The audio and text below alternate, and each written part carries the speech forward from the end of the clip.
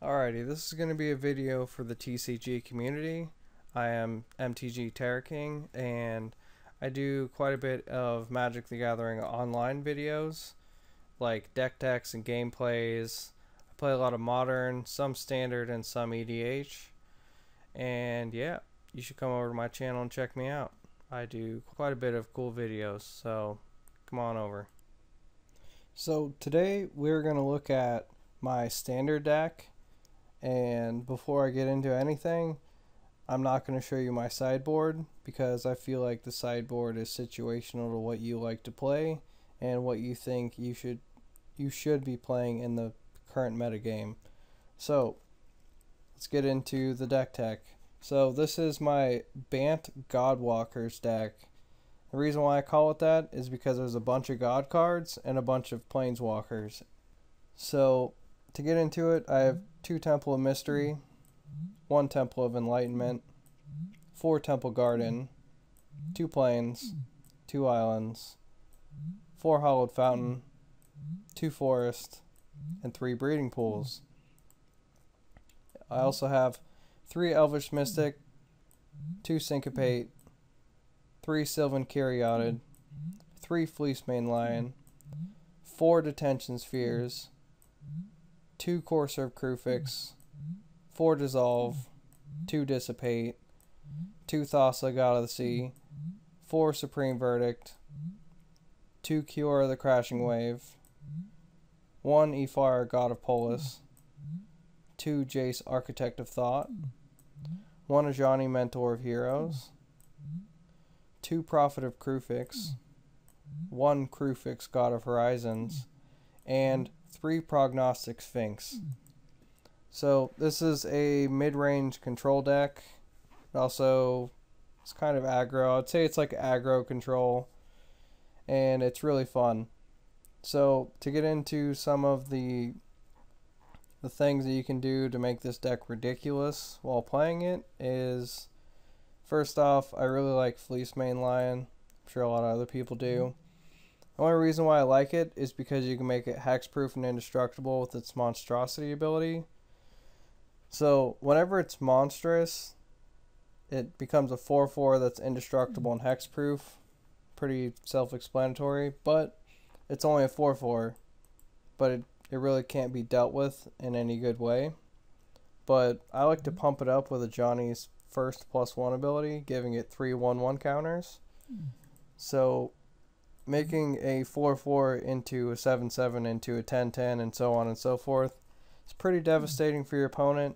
It's even worse because Fleecemane can become indestructible. So I like to play Supreme Verdict and sweep the board while I have a huge Fleecemane Lion and just like swing alpha for the win. Really fun to do that, and it wins games quite often. Another thing I like to do is get a Kiora down very early, preferably turn 3. Start protecting her with her +1 ability and get all the way up to her ultimate. Get the emblem that says at the beginning of your end step, put a 9/9 Kraken creature token into the battlefield.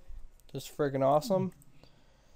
So getting 9/9 Krakens every turn is pretty much a win condition in its own. Well, it is, but they're just vanilla 9/9s. You could sit there and chump those. Especially if you have like an Elspeth against you. Elspeth could pump out more tokens and you'll have Krakens, and then you could just chump block every turn. So what I like to do is I like to play Thassa God of the Sea, and I like to use the mana ability, 1 colorless and a blue. Target creature you control can't be blocked this turn, which making 9/9 unblockable Kraken tokens is far better than just having Krakens. There's also a couple other things you can do. You know, bury your opponent in card advantage with Prognostic Sphinx scrying you a bunch of cards to the top that you actually want and need. And Jace Architect of Thought, -2 ability.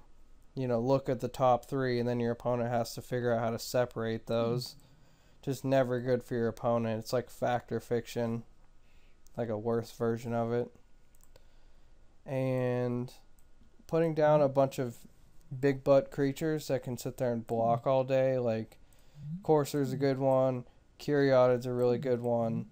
Fleece Mane's really good. So this deck can sit there and block aggro and stall your opponent out, which is what you want to do in control, is stall your opponent, sweep your opponent, and bury them in card advantage. And we got plenty of counter magic. We got dissolves and dissipates and syncopates.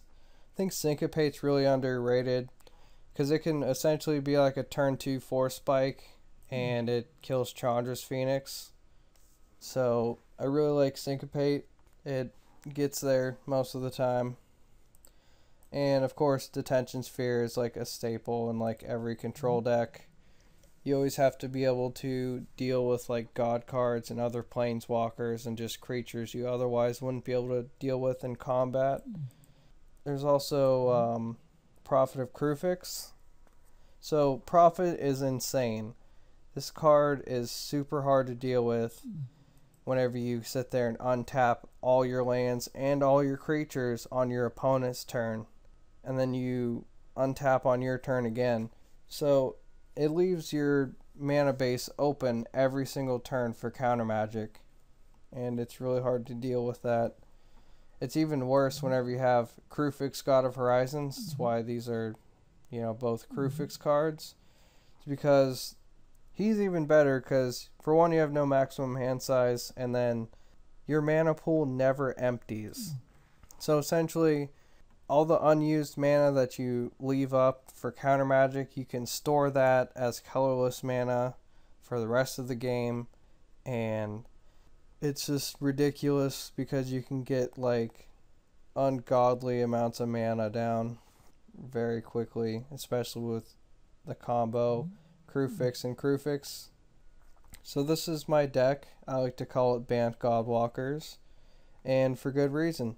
There's gods and planeswalkers. I mean, what more would you want in a deck?